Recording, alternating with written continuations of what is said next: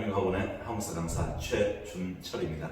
만나서 반가워요. 자, 우리 오늘 공부할 내용은 백제 그리고 신라의 건국과 성장에 대해서 한번 공부해 보도록 합시다. 저번 시간에 우리가 고구려의 건국과 성장을 봤지 않습니까? 자, 이제 오늘 공부할 내용은 먼저 백제의 건국과 성장에 대해서 볼 건데, 자, 백제는 누가 건국했어요? 그렇지. 자, 우리 고구려 주몽의 아들이었던 온조에 의해서 백제가 건국이 되죠. 바로 한강유역의 위례성에서 백제가 건국이 됩니다. 자, 그런데 여기서 꼭 좀 알아둬야 될 부분, 백제는 고구려 계통이라는 거에 대해서 그 이유를 묻는 문제가 참 잘 나와요. 먼저 첫 번째로 백제가 고구려 계통이라는 걸 알 수 있는 증거 자료가 온조, 바로 고구려 주몽의 아들이죠.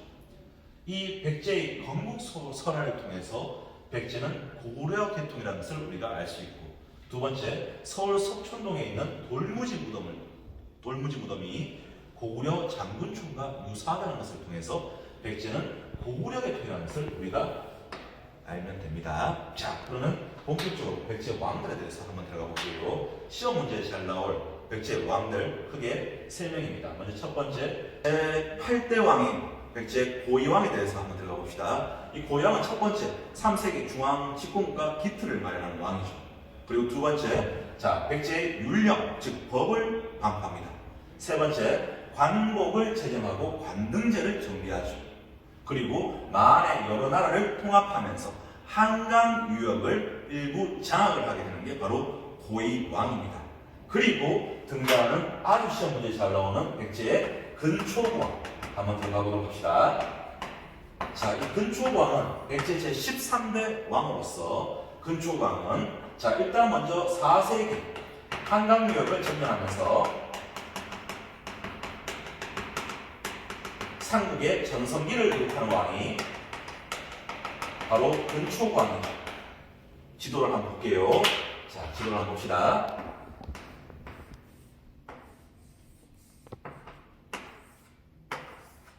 자, 여기가 지금 요동 지방이고요. 요동. 여기가 요서 지방입니다. 즉, 이쪽이 전진이 있어요. 중국의 전진. 그리고 이쪽이 중국의 동진인데, 여기가 산둥 지방이라고도 얘기를 합니다. 자, 그리고 여기가 지금 일본이죠. 왜? 자, 여기 큐슈. 왜가 있죠. 왜? 자, 즉, 한강유역이 여기 북한강과 남한강 이렇게 흐르고 있는데, 한강유역을 바로 4세기 때 이렇게 먹게 되죠. 누가? 4세기 백제 근초고왕이. 그러면서 삼국의 전성기를 누리는 왕이 바로 백제 근초고왕이고요. 이 근초고왕은, 자, 중국의 요서, 산둥, 그리고 일본의 큐슈 지역으로 진출을 하게 돼요. 일본의 큐슈 지역으로 진출을 하게 됩니다. 요서, 산둥, 큐슈로 진출하는 거예요. 자, 우리 지도를 한번 볼게요. 자, 이 지도를 통해서 당시 한강유역을 누가 먹고 있어? 그렇지, 백제 근초고왕이 먹고 있죠. 삼국의 전성기라고 볼 수 있죠. 요서, 산둥, 큐슈 지역으로 진출하고요. 자, 그리고 이때 요서의 큐슈 지역으로 진출하면서 백제 근초고왕은 일본의 외왕에게 바로 이것을 하사하죠. 자, 이게 뭡니까? 바로 칠지도입니다. 칠지도. 자, 이 근초고왕이 일본의 외왕에게 칠지도를 하사한 겁니다. 하사. 즉, 우리가 줬다는 얘기야.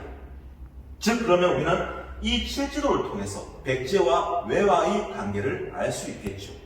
자, 근데 일본은 지금 일본 교과서에는 어떻게 실려 있어요?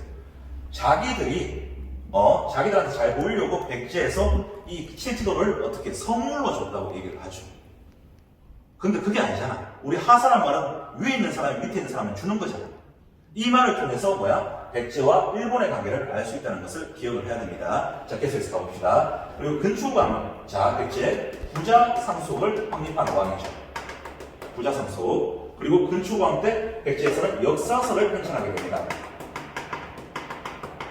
자, 이때 고훈이라는 사람이 백제의 서기를 편찬을 하죠. 역사서까지 편찬을 합니다. 자, 근초고왕이고요. 백제 이 근초고왕을 그리고 만의 전 지역까지도 통합을 하면서 바로 4세기 삼국의 전성기를 기록하는 왕이 바로 백제 근초고왕이죠. 계속해서 볼게요. 자, 그리고 백제 이제 15대 왕인 바로 친유왕에 대해서 한번 봅시다. 친유왕은 딱 한 개만 알면 돼요. 친유왕은 바로 중국의 동진으로부터, 지도 한번 볼게요. 중국의 동진으로부터 불교를 수용합니다. 중국의 동진으로부터 불교를 수용해요. 어디로부터? 동진으로부터 불교를 수용합니다. 자, 이제 신라의 건국과 성장에 대해서 한번 보도록 할게요. 자, 신라는 고구려, 백제, 신라 이 삼국 중에서 신라가 가장 늦게 중앙 집권국가의 기틀이 마련되죠. 그 이유가 뭐냐면 신라는 한반도 동남쪽에 치우친 지리적인 특징 때문에 자, 중국의 선진 문화 수용이 늦어서 신라는 다른 국가 고구려나 백제에 비해서 중앙 집권국가 기틀 마련이 가장 늦게 됩니다. 자, 그런 와중에도 신라는 자 봅시다. 자, 초기에는 신라는 박씨, 그리고 석씨, 김씨가 자 교대로 돌아가면서 왕위를 세습하게 되죠. 자, 그런데 신라에서는 바로 내무랑이 등장을 하죠. 4세기 때. 자, 이 내무랑이 등장하는데 이 내무랑은 4세기 신라 중앙 집권국가 기틀 마련한 왕이 바로 내무랑입니다. 내무랑. 그리고 이 내무랑 때부터 드디어 신라가 뭐야? 그렇죠. 김씨가 왕위 세습합니다. 김씨가 왕위를 세습하게 되죠. 자, 그리고 이 내무랑은 자 바로 마리깐이라는 왕호 칭호를 사용하게 됩니다. 마리깐은 바로 대군장이라는 뜻인데, 자 우리 여기 학생들 여기서 이쪽으로 한번 가봅시다.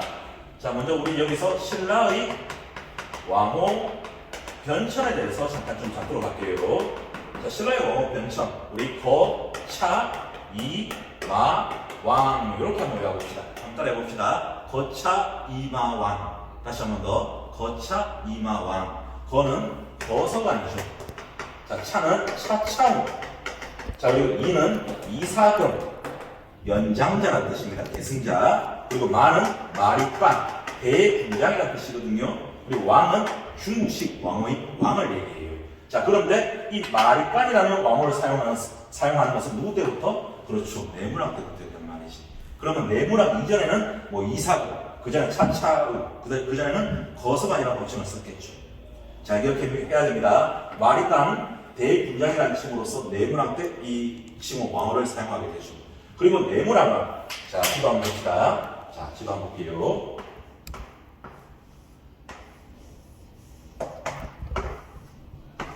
자, 이때 4세기죠, 4세기. 자, 여기 신라입니다, 신라.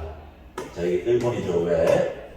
자, 이때 외국가 신라를 쳐들어옵니다. 신라의 내무랑이 바로 이때 누구한테?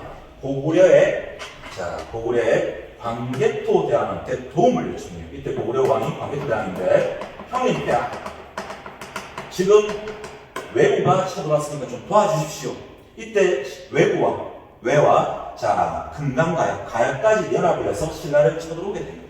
그러니까 신라는 당시 고구려 광개토 대왕한테 도움을 요청합니다. 그러면서 고구려 광개토 대왕이 신라 내무랑을 도와서 자, 이때 고구려 광개토 대왕이 5만 무사를 파견을 해서 신라 내무랑을 도와서 왜구를 물리치죠. 그리고 김해 금강가에까지 공격을 하게 됩니다. 어떻든 신라 내무랑 때 고구려 광개토 대왕의 도움을 받아서 왜를 물리쳤다는 게 우리는 자 경주 호호총의 호우명 그릇에 이 내용이 실려 있어요. 경주 호호총의 호우명 그릇에. 그럼 우리 이 경주 호호총의 호우명 그릇을 통해서 자, 고구려가 신라의 영향력을 행사했다는 것을 알 수 있겠죠. 정리가 됩니까? 자, 다시 한번 더 봅시다. 신라 내무랑 때 고구려 광개토 대왕의 도움을 받아서 왜군을 물리치는데, 자, 이 증거가 바로 경주 호호총에 있는 호우명 그릇을 통해서 알 수 있는 겁니다. 그럼 우리는 이 호우명 그릇을 통해서 고구려가 신라의 영향력을 행사했다는 것을 알 수 있겠죠. 여기까지 신라의 건국과 성장이었습니다. 자, 우리 오늘은 백제와 신라의 건국과 성장에 대해서 봤고, 자, 다음 시간에는 고구려 광개토 대왕과 장수왕의 업적을 다루면서 장수왕의 평양성 천도, 즉 남진 정책부터 시작해서 백제와 신라의 나제 동맹이 어떻게 형성되고 백제가 어떻게 위기가 찾아오면서 국가 발전이 바뀌게 되는지 다음 시간에 한번 정리해 보도록 할게요. 자, 오늘 수업은 여기까지 하겠습니다. 감사합니다.